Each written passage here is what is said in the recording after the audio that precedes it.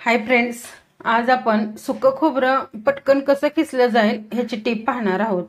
तर हे खोबरं किसताना खूप असा त्रास होतो आणि पटपट ह्याचा खिसही पडत नाही, खूप जास्त वेळही जातो वाया। तर असं होऊ नये यासाठी आपल्याला एक टीप वापरायची आहे।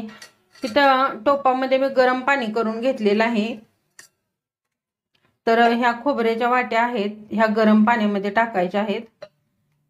एक 15 ते 20 मिनिट आपण हे असंच ठेवून देणार आहोत। ह्यावरती थोड्या वेळासाठी एक ताट झाकायचं आहे। 15 मिनिट झालेले आहेत, झाकण काढू आणि यामधील खोबरं आहे ते बाहेर काढून घ्यायचं आहे।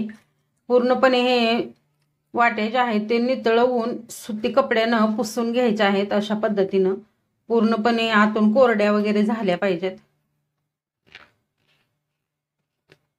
पाहू शकताय तुम्ही अशा पद्धतीनं छान अशा वाट्या पुसून घेतलेल्या आहेत। आपल्याला खिसणी घ्यायची आहे आणि खिसणीच्या साहाय्याने खोबरं आहे ते खिसून घ्यायचं आहे। अगदी हलक्या हाताने जरी तुम्ही हे खोबरं खिसलं तरी सुद्धा पटपट असा खिस पडला जातोय। खूप छान अशी ही तुमच्या महत्त्वाची ट्रिक आहे।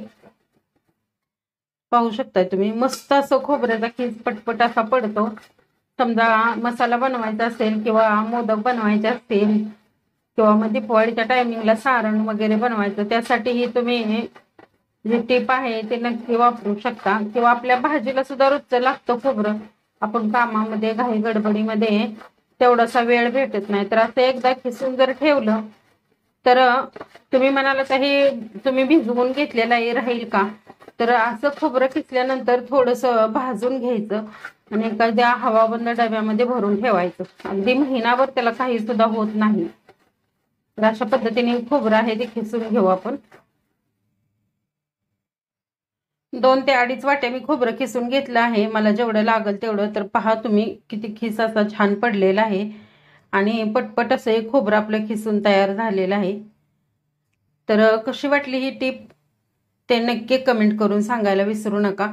चॅनलवरती नवीन असाल तर चॅनलला नक्की सबस्क्राईब करा। व्हिडिओ आवडला असेल तर मित्रपरिवारामध्ये शेअर करा। धन्यवाद।